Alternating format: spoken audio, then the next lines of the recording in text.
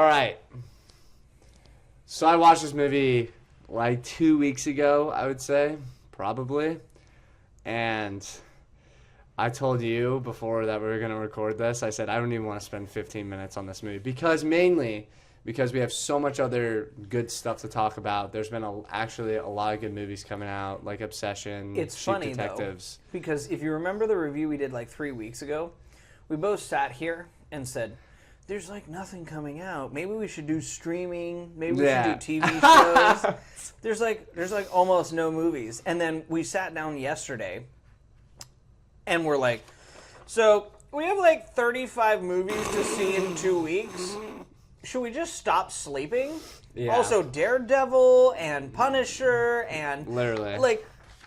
And now there's so much content. And so some of the crappier projects are going to get these shorter treatments. Yes. Because we have such higher quality projects that deserve a little more time, including some forward-looking projects and some things like that. I'm excited. It's a good upcoming slate of content. But yeah, The Mummy was not a good movie. It was terrible. I mean, here's my rant on it, and I kind of want to spend like a couple minutes. The reason why I didn't like this movie is, for one, the visual effects look like... I had a problem with the visual effects. For some reason, they felt like they were from like 2005 for me in some moments. I don't know why. I just didn't vibe out with her, because, like... The visual effects for me was the point that actually shone in the movie. That actually shined for you? Because it's very Mummy-esque. You know what I mean? For a film that... My problem with the movie was its identity crisis. Yes. And part of it was Lee Cronin coming on. All the interviews that I saw him doing about the movie was him going, you have to do things differently. You have to keep audience on their toes. You want to surprise them at every turn. And so I wanted to do something that's so different. And I went, you didn't. You hit every horror movie possession trope there's ever been in a horror film. You got the bugs, you got the urination and defecation, you got the creepy voice, you got the skin crawling moments, you got the cheesy jump scares, you got the, like, every 2010 horror possession movie trope is in this movie, including the fact that it's a 2-hour movie when it should have been like an hour 25, an hour 30 minutes. And there's so many lulls in this movie that drag it on. But the visual effects were really good for what, from what I can tell, you tried to make this movie into. Yeah. But the thing that I didn't like was seeing all of this press tour content where you're like, we just wanted to be really creative and new. And I'm going like, but it's not, though. Like, if you did something really creative and new, then it wouldn't look like a movie I could go pull off of a stack at like entertainment stores that sell discounted movies and go, hey, look, a list of possession movies that all do exactly the same thing, except this one is set in Egyptian lore as opposed to American or European or African or whatever lore instead. Like, you put a possessed girl in an Egyptian sarcophagus. And the story itself is just so boring. I don't know. I did not... I think the story would have been better if the lead actor was better. The acting and writing was... It dropped it so far for me, too. I could not care less. It suffers this movie. The girl they got to play the mummy girl, she did a great job. Because somebody in that age range playing a possessed character is always hard. We'll talk about it when we get to Obsession. It's usually the only bright spot, I think, of the whole entire movie. Right. When we get to Obsession, we're going to give flowers.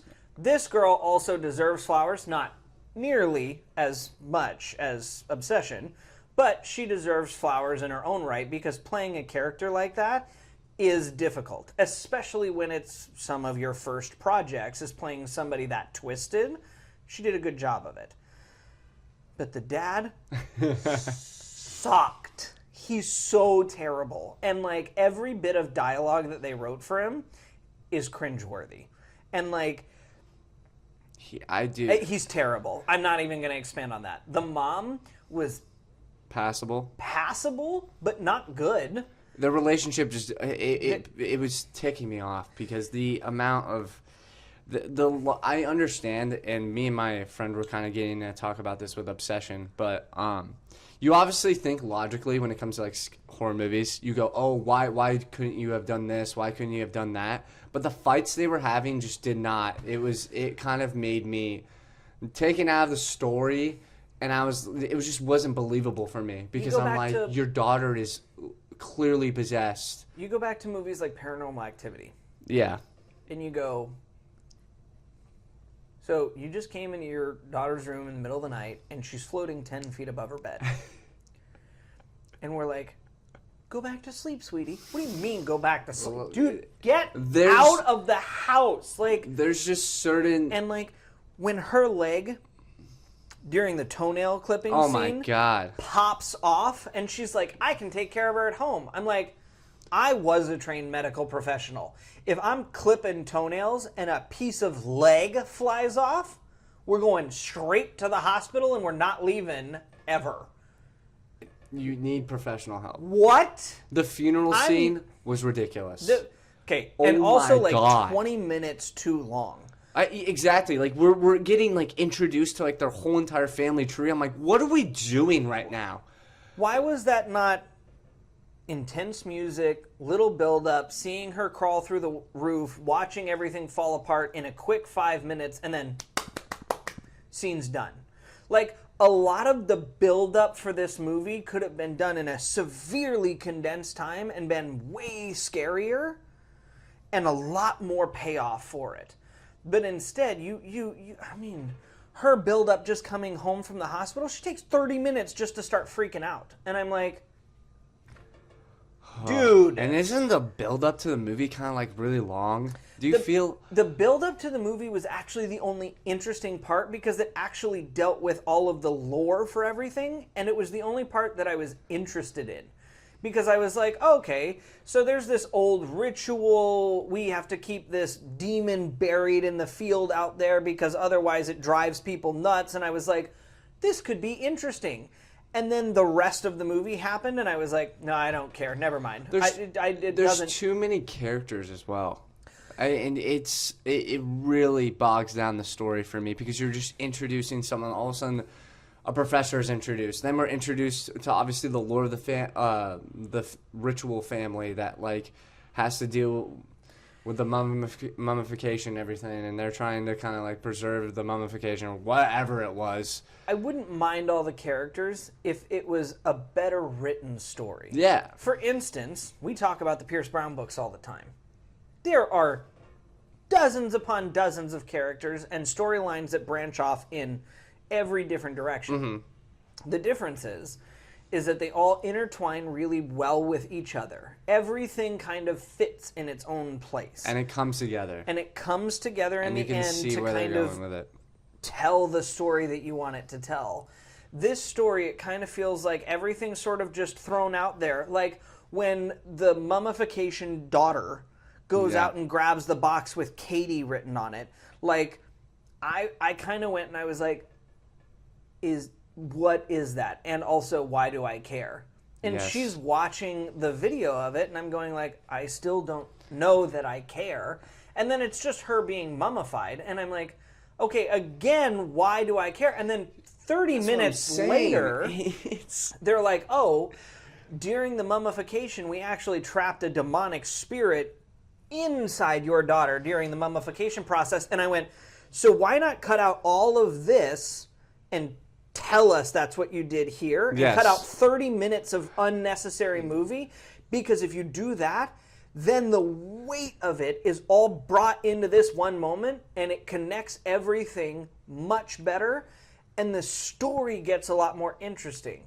So for me, you have all the pieces you needed to tell a really interesting, potentially scary story, and then you threw a bunch of garbage at it. Yes. And a bunch of extra jumble that really didn't help it. You cast two poor actors as your main leads, and then you let a terrible writer take their chance at writing all of the dialogue for this movie.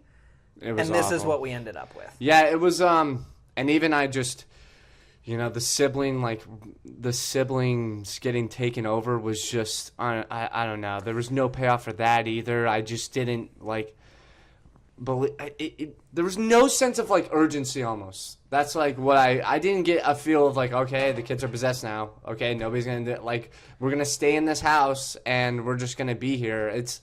The disappointing part for me, after all this, it actually is one of the best endings to any horror film we've watched this year.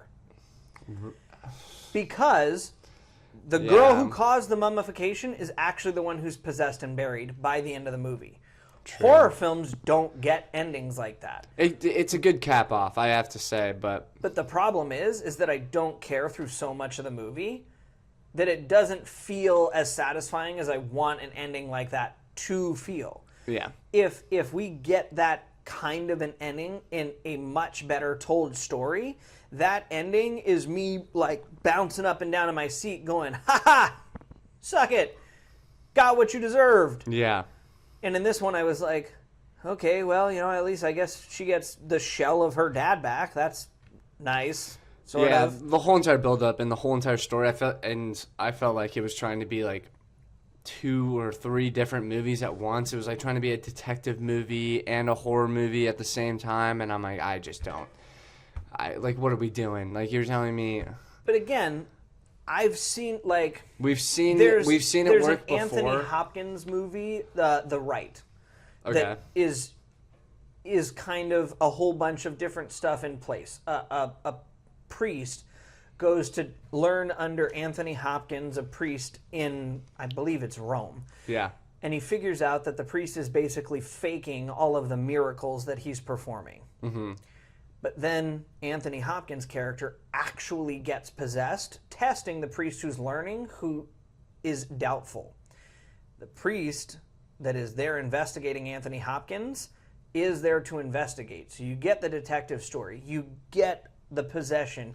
You get all of these different storylines. The difference is Anthony Hopkins is an amazing actor. Yeah. The guy they got to investigate him is also a really good actor. Story's probably more interesting, so you care about that. The story's much more interesting. The scares are way, way better. Everything looks good, and by the end of the story, it all fits together. Is it a perfect story?